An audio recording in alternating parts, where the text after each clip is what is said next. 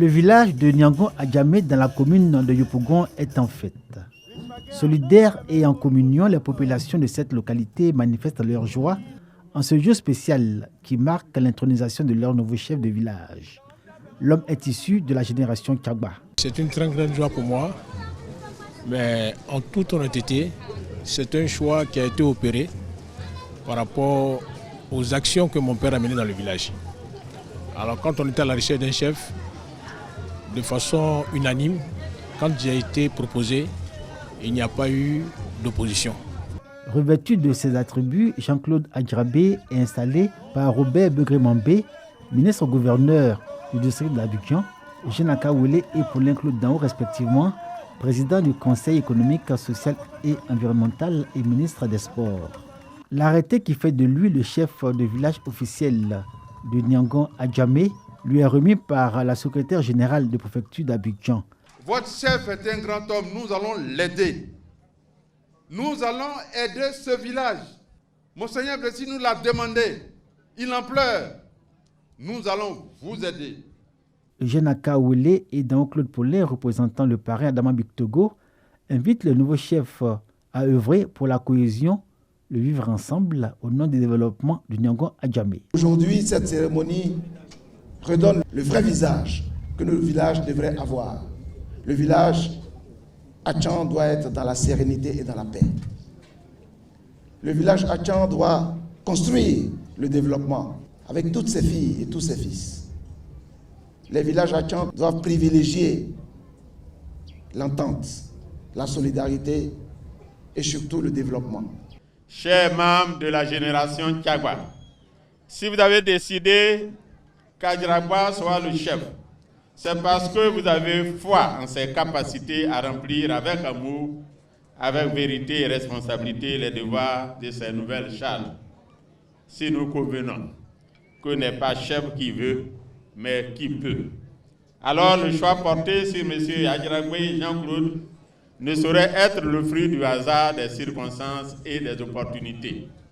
Non, ce sont les relations régulières et éprouvées, les dispositions d'esprit reconnues, les valeurs promues, les traces laissées qui, entre autres, ont conditionné votre choix, sans oublier la caution des ancêtres. Le nouveau chef de village de Niangon Adjamé est enseignant de physique et chimie. Ce sexagénaire, marié et père de 3 enfants et le 9e chef de village, a présidé au destiné de cette localité de la commune de Yopougon.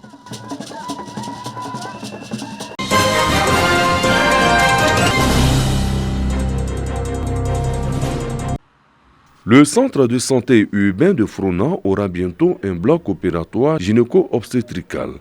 La pose de la première pierre vient d'être faite par le représentant du ministre de la Santé et le donateur Kinapara Koulibaly, directeur général du Bénet et fils de la localité. Les femmes accouchent dans le noir ou soit on les évacue à la grande ville, donc ce qui n'est pas vraiment agréable. La plupart même repartent à la maison pour aller accoucher à domicile. Votre frère, votre aîné, Pierre Ngou Demba, lui-même est acteur de développement. Il vous félicite et vous remercie pour votre engagement auprès des populations de Frona, vos parents, afin de leur procurer un bon état de santé. Un bloc opératoire attendu par les populations. La construction et l'équipement du bloc obstétrical viendra combler un manque important dans le dispositif sanitaire de Frona. Mes sincères remerciements au président de la République et à tout le gouvernement pour leur soutien inconditionnel aux initiatives de développement sur toute l'étendue du territoire national.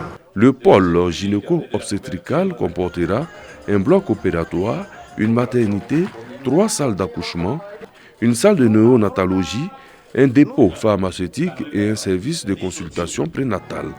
Il aura également un incinérateur, une centrale d'énergie et un dispositif de traitement d'eau usée. Avant la fin des travaux de construction, dans 10 mois, le centre de santé urbain de Fronan bénéficie d'une ambulance médicalisée flambant neuve.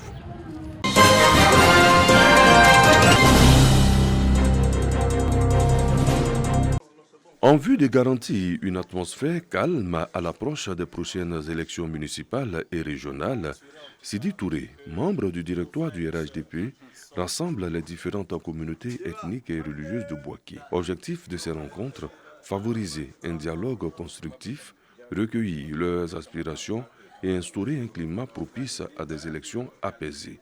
Le ministre s'attache à promouvoir une entente amicale et durable entre les divers groupes ethniques de la région à travers la cohésion sociale et le vivre ensemble. On retient que le ministre compte, comme il compte sur tout le monde d'ailleurs, toutes les composantes du Béké, sur les voix du Yoruba pour que les élections communales et régionales se fassent sans embâche. Que ces élections du D là, c'est pas dans la paix, dans la cohésion. Cette démarche témoigne d'une volonté politique de préserver la paix et l'unité nationale. Sidi Touré invite les populations à renforcer leur engagement civique et à adopter un climat de confiance à la participation électorale. Les élus qui sortiront de ces différentes élections, ce sont des élus pour le développement, pour que le développement n'échappe pas à Béké, ce développement dont on a tant besoin dans chacun des villages, dans toutes les différentes sous-préfectures et départements dans Béké. Il est bon que nous puissions aborder ces échéances dans la paix et la stabilité. Le directeur politique de campagne des candidats du RHDP démontre son engagement en faveur de la préservation de la stabilité en multipliant ce genre d'action dans la région.